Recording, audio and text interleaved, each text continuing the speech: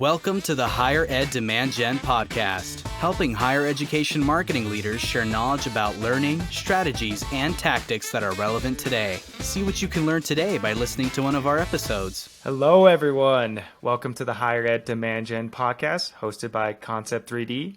On this podcast, we like to discuss topics around creating and capturing demand in higher education. A little bit about our sponsor, Concept 3D.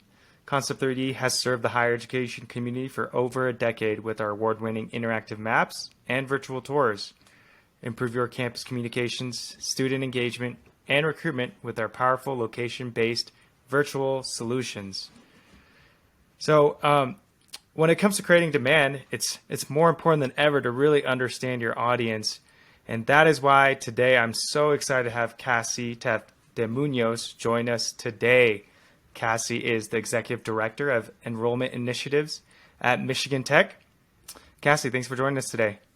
Yeah, absolutely. Thanks for having me.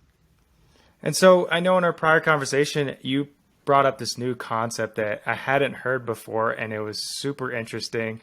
We were talking about some observations you're seeing in the higher ed space, and you mentioned that Gen Z is over, and now we have moved over into Gen Zoom. Can you tell us a little bit more about that, maybe when it started and some of the key traits? Yeah, absolutely. So it's interesting, right? I mean, we've all been living through the pandemic the last few years, and everyone knows there's been a lot of change, a lot of chaos, and I don't think we've started to think about the everlasting impacts of that yet. But that's basically what I do in my role. So here at Michigan Tech, I'm the Executive Director of Enrollment Initiatives, and basically that means, helping create pathways to college. And so a bulk majority of what we do is actually working early in the pipeline, middle, early high school students. And one of our primary programs is a large summer residential academic experience. And so we bring about 1,000 6th through 11th graders to campus every summer. This past summer, we had almost 35 states represented in the program, as well as a few countries as well. So we bring students from all over. And, in 2020, like everybody else, we canceled programming. But in 2021, when we resumed, we realized pretty quickly into our summer programming that we were seeing issues we had never seen before in the nearly 50 years that we'd been running programs. And so, after kind of starting to jot those down, observations, et cetera, I felt like I needed to know if what we were seeing was unique or if it was widespread. And so I, really super official Google form methodology here that kind of put together, sent to other summer programming providers, and basically started asking, is anybody else seeing this? And what kind of came back was this affirmation that yes, the traits and behaviors we were seeing was pretty widespread, and that just sort of led me down this journey of, all right, maybe these impacts from the pandemic on youth are actually going to be around a lot longer than we thought, and that eventually turned into what I've been calling Gen Zoom, and so that's what brought us here today. Gotcha. And since you've done these surveys and talked to a lot of folks, what are some of the traits that you're noticing in terms of differences with Gen Z in comparison? Yeah, I mean, Gen Z, we've all been pretty familiar. I know there's really great literature out there the last, 7 to 8 years especially. And, one of the pinnacle definers of Gen Z's life experience was growing up during the recession, 2007, 8, 9, 10, seeing a lot of their family members lose employment. And, Gen Z is a very pragmatic generation, right? And the difference really is that Gen Zoom, their entire life experience is really being impacted by a global pandemic. And it was a more widespread event in their lives. And it was global, right? It was, an international event. And also, for Gen Z, they still had the ability to socialize. They still had the ability to, it was much more of an individual experience. But the pandemic was sort of the ultimate leveler in so many ways. And so for Gen Zoom, kids growing up in Gen Zoom, what really defines their experience was the lack of control over any element of their daily lives or world. And we're starting to see now how that shapes their perspective. Gotcha. And I read a little bit about your presentation before this, and I don't really know too much about psychology or how, development changes throughout different ages in your life. But I think that you mentioned somewhere in there that I'm not sure which age group it was, but when you're younger, basically those impacts make a bigger difference. And so when are you seeing like the impacts of Gen Z becoming adults?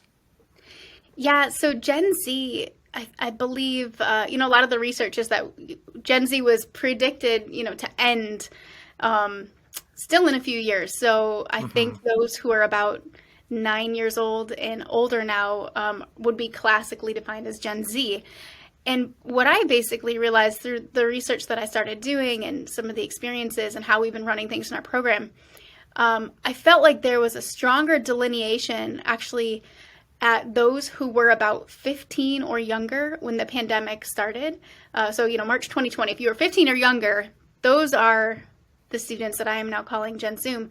And the reason for that is, I've had a lot of people sort of say, well, yeah, but, I'm 25 and I was impacted by the pandemic. Yes, absolutely. We all were. That is, the point of a pandemic, right? It affects all of us. But the difference is that older students and young adults at that time had more of an ability to take in information about the pandemic, about what was happening, and sort of rationalize it, make it make sense, apply it to their lives, versus those younger kids, those younger students. And I have 2 daughters. I feel like we really tried to shield a lot of the impacts in the early days of the pandemic because we thought, okay, this is 6 weeks long, this is 8 weeks long, right? And by doing that, we actually we maybe caused a little bit more harm than good because we didn't necessarily tell them.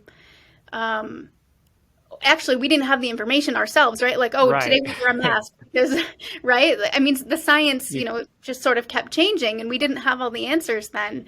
And so the way it sort of impacted them differently is that I think they are much more distrustful of the adults in their lives. Us who, kids are supposed to see adults as being more knowledgeable, more, safe, more trustworthy. That was kind of put into question. And then on top of that, just all of the change and uncertainty, all of the events that were planned and then canceled and then put back on, but now it's virtual, or, all of those little pieces of their lives really contributed to this overall sense of that they don't really have certainties in their life that they can rely on. And more concerning to me is that they also don't get excited about things the way previous generations did because they sort of learned to live with apathy as sort of a resting emotion, which has been really interesting to see in our programming. Got it. And what are some of the traits you're seeing with Gen Zoom right now? I know you mentioned apathy just now. Are there other traits that you're noticing across the board? Yeah, absolutely. So my background actually is in sort of cultural theory and what makes people come together, sort of what defines cultures in society, which is sort of how I landed upon this whole journey. And I think that I have about 8 specific traits that I've identified for Gen Zoom, and I won't go into all of them, but some of the big ones, super high empathy, but very low actual physical practice of that. So, think about spending maybe a year and a half or 2 years online, taking in media, and we were, even if our families weren't maybe glued to the TV before the pandemic, we all were when the pandemic hit, right? Like we really immersed ourselves to try to figure out what was going on. So students were immersed in a lot of media and they had a lot more access because they were always on a screen. And so they're taking in so much information about social justice and current events and other things that were also happening during that time. And so, they have a very high level of empathy to be able to read things online and say, yeah, like that's wrong, or that doesn't make sense, or I feel strongly about this. But then, they come to our summer programs and, their roommate, puts their shoes on the wrong side of the room and they can't resolve a basic conflict because they haven't had the practice of doing that. And so what we're finding as one big trait is that we were having to intervene in a lot of situations that previously were very elementary conflict resolution between students, and we had to intervene. Another big one obviously is mental health. That's not a surprise to anyone, but what is interesting about it is that there's very high social acceptability of the concept of having a therapist, of having a counselor. It's something they talk about very openly. They're very, very encouraging of one another to have them. But they may self-disclose actually to a fault. So as an example, we had a mom call me and she was just, beside herself on the phone. And she said, my son is hungry.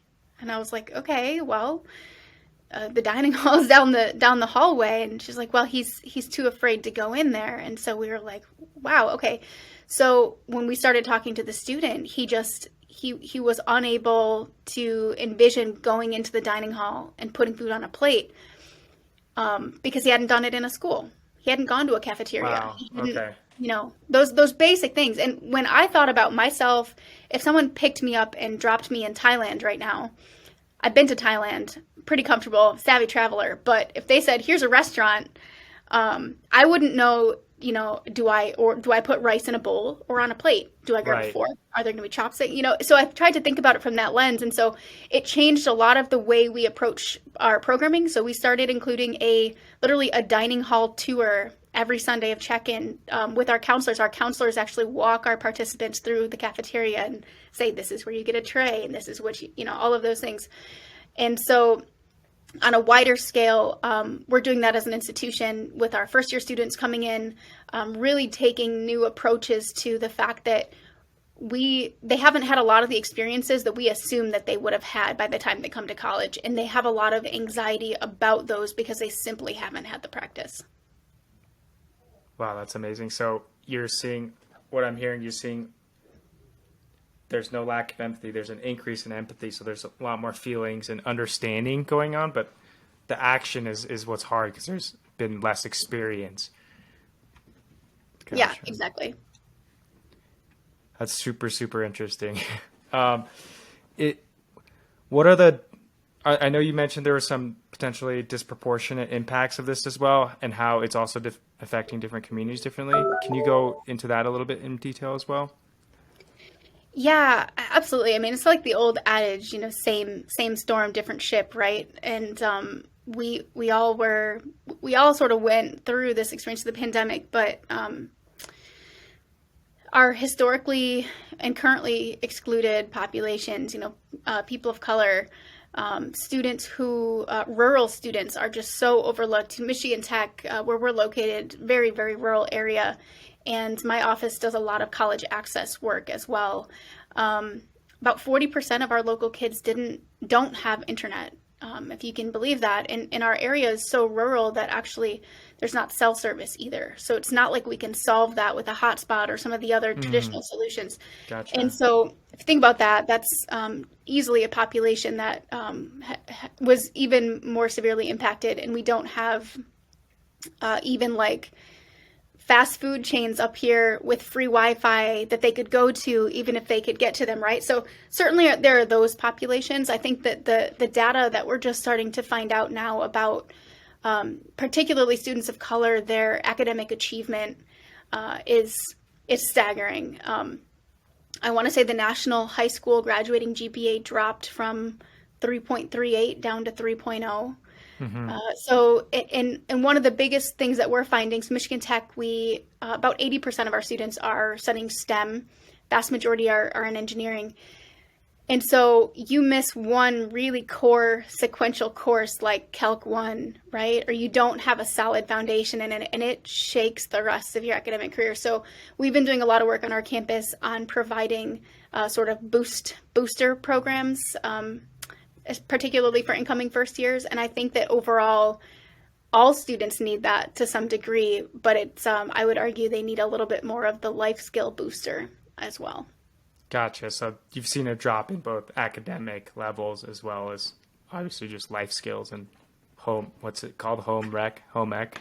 Yeah. Well, and that socio-emotional learning, right? Like relating to others, working with others. And I think that we've certainly seen the drop, but it's not always apparent on a transcript because teachers also have been a little more lenient, like everyone's trying to help everyone get through. But that helped you during the pandemic, but doesn't help you 3 years later when you can't pass, a statics course because you never really did well in calc, right? And so those are the things that we're only now sort of just beginning to identify. And there's a lot less understanding and compassion, I think, 3 years later from faculty, which is a big part of the challenge is kind of that education. It was one thing during the pandemic. People had sort of a free pass on a lot of things, but you still have to learn the skills, right? Right. And, I'm just trying to relate to the story outside of higher education, but I mean, I'm reading articles all the time about the next generation of workers, and I'm just hearing a lot of similarities right now. And maybe it's not just the employee's fault, and maybe it's the employer's fault. I don't want to say fault, but there's also there's something to be said about the employer side where they also have to be empathetic, understanding of their employee's side. So I'm hearing very similar situations right now. For sure. And I'll add too that so as I've sort of embarked on this journey about, really communicating and sharing out about Gen Zoom, there's certainly something to be said. So, Gen Zoom, if they were 15 in 2020, March 2020, they just started college this fall, right? So this is all really relevant. They are here on our campuses now. At least some of them, but certainly a portion didn't go to college, right? Like we have Gen Zoom in the workplace now. And so I've also been adapting some of my recommendations and strategies specifically for workforce development, for that talent industry, because they have, whether they went to college or not, these students, this generation, they have a high need for transparency in the workplace and accommodations beyond those that we traditionally offer in terms of, the ability to have remote work and, mental health leave and things of that nature. Got it. Shifted gears just slightly. So I'm trying to take in everything you just said. And as an executive director of enrollment initiatives yourself, how do you translate all these things that you're observing, like the different traits that you're seeing, the different feelings that the Gen Zoom is feeling now? How do you translate that all into higher education and how you're doing different outreach or different enrollment initiatives?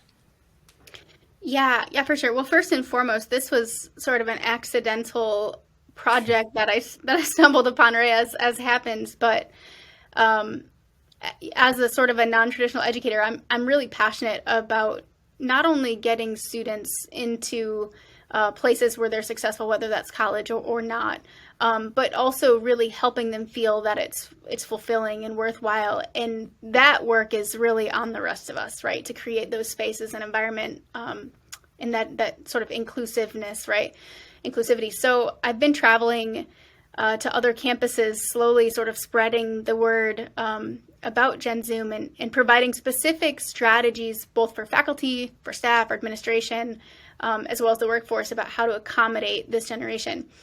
And I think what we're doing here at Michigan Tech, we're sort of on the front end of this, right? So I always like to say that my role in enrollment is I'm sort of like the beacon, because I'm working with students that won't show up for another 3 to 4 years on a college campus. Right? So I'm sort of like the early alarm bell system, if you will, here.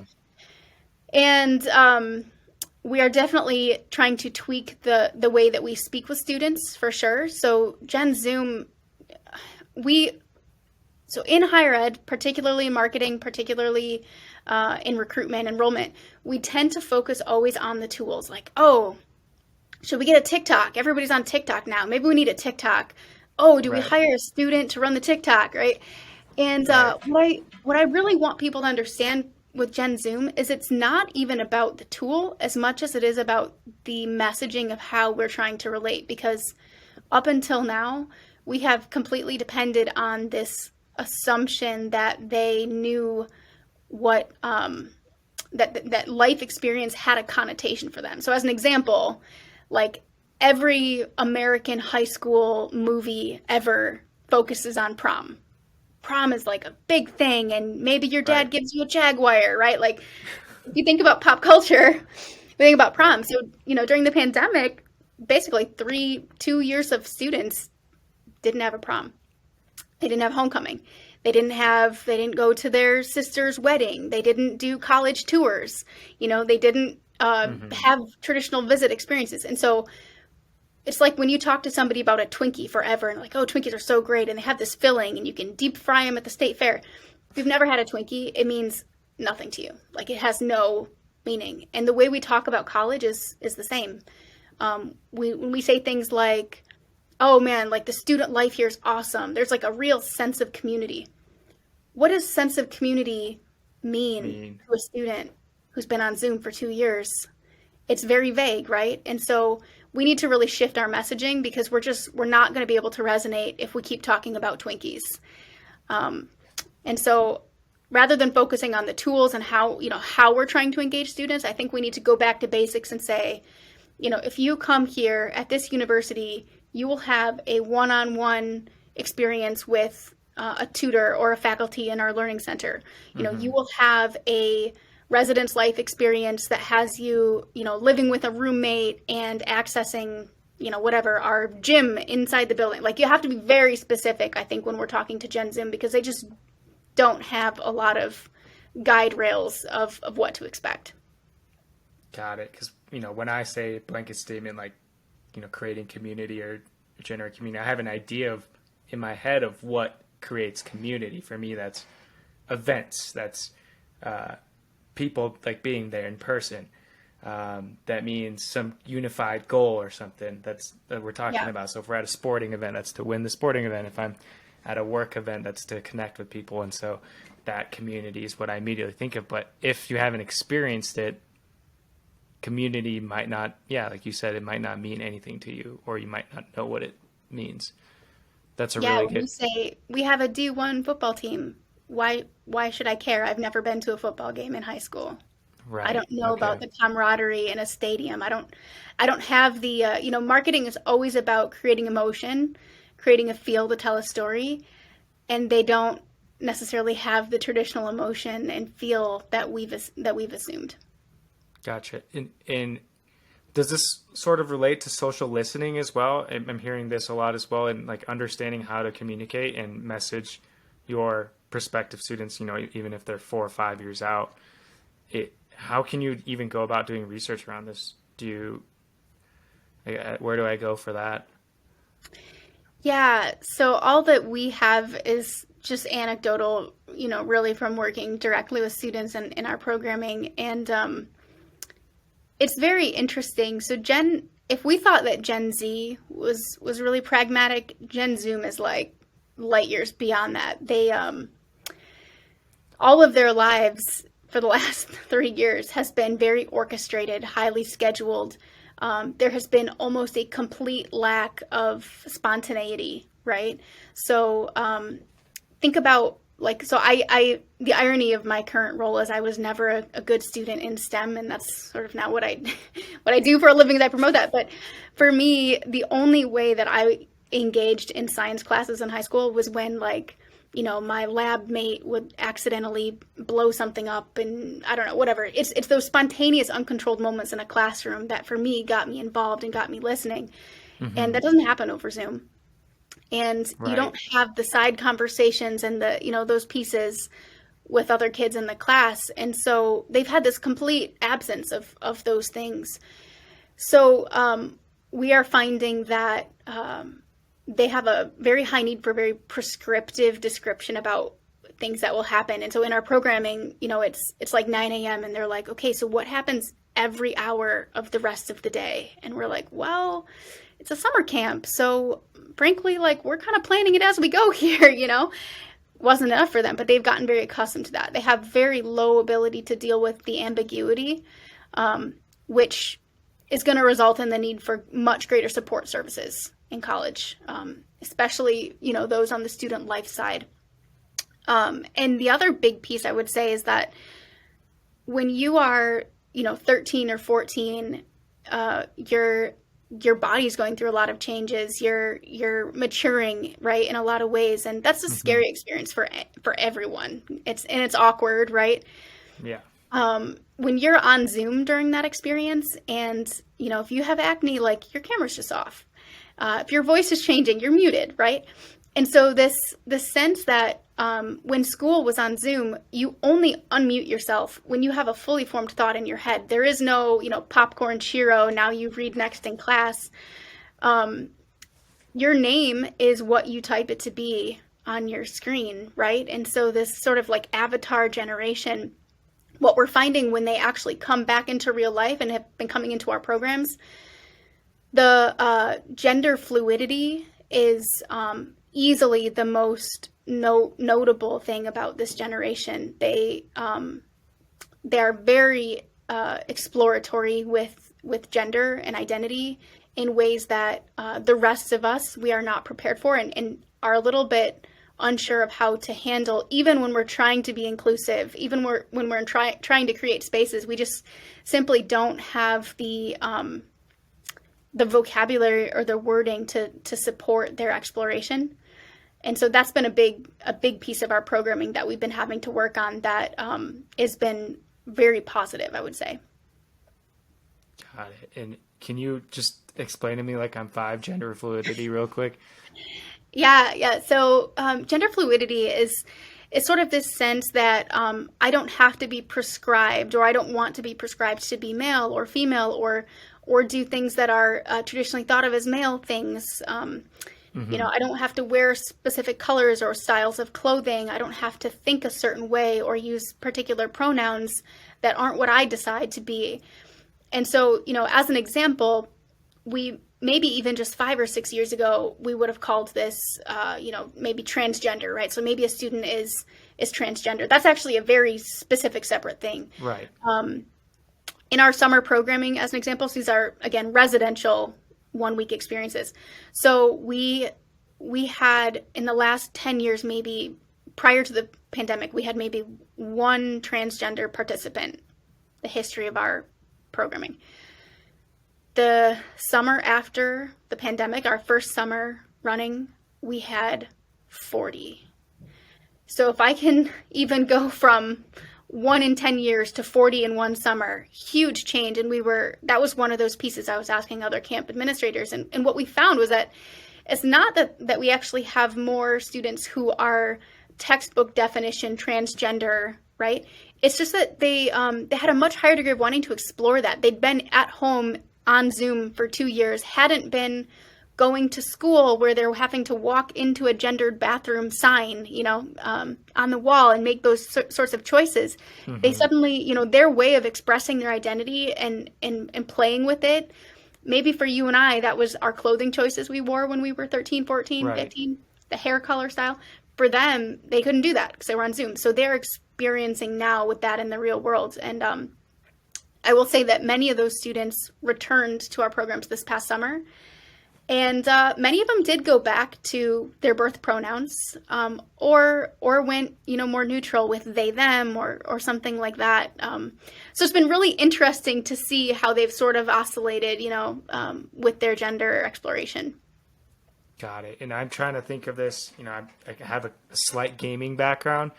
And, I think you mentioned the avatar earlier, or how you can be off screen, you can have your profile picture. Depending on the platform, it's called different things, but yeah. You're able to kind of shift your online perspective and who you are with who you might be, at birth. And so trying to relate to it, and it makes sense to me in that regard.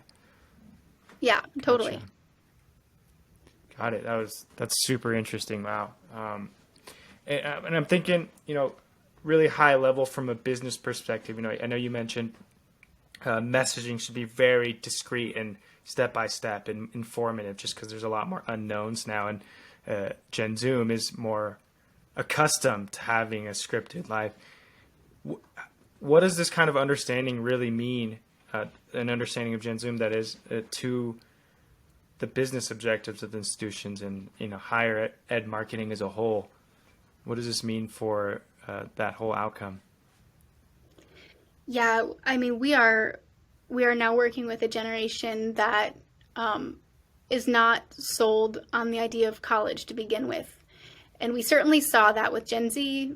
They certainly, as I mentioned, that pragmatism, Gen Z started to question things with the recession. They started asking, well, my mom, dad, grandpa, uncle had, they went to college and they had a good job and they still lost it during the recession. So why go to college? Gen Zoom, the question is more like, why should I invest the time in doing this thing when, I don't know the value? Like, I don't, again, when we talk about like the college experience, doesn't mean anything. Like, there's no connotation there, right? Mm-hmm. And so for them, it's a bit of the pragmatism of Gen Z mixed with a complete absence of firsthand experiences that could give them a sense of why this is a valuable thing.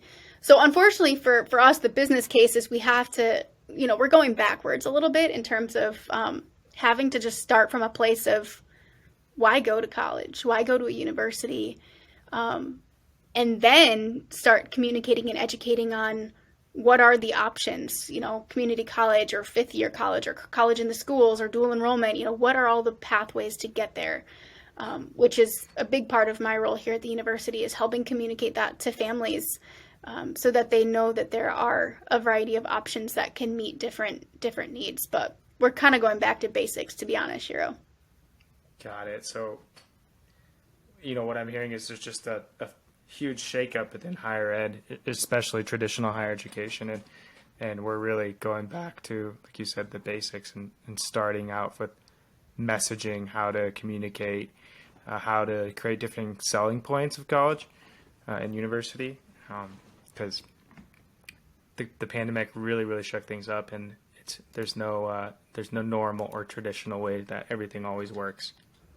Yeah, and I think one of the things that I tell faculty that they're not excited to hear, sadly, it's not great news, but students for a while now, certainly before Gen Zoom, no one really goes to college for the knowledge anymore, right? We have a knowledge economy, and that's where the jobs are. But if you want to learn something, you go to YouTube, you go to Google. In fact, YouTube is creating a whole new education streaming platform to capitalize on this, right? So if you want to learn something, you figure it out. You can find that online.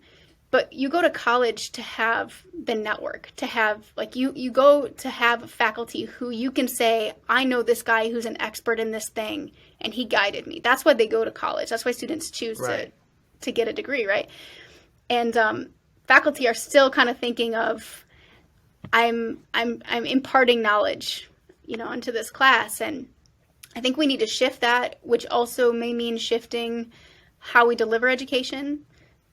Certainly micro-credentials and other things are on the rise for a reason. I don't think anyone has fully landed on the answer, right? But I think that it's certainly clear that Gen Zoom is going to push that and demand it even more because, as I said, highly practical. They don't have an understanding of the need for a lot of fluff, but they definitely want to have the skills and the security that come with a degree.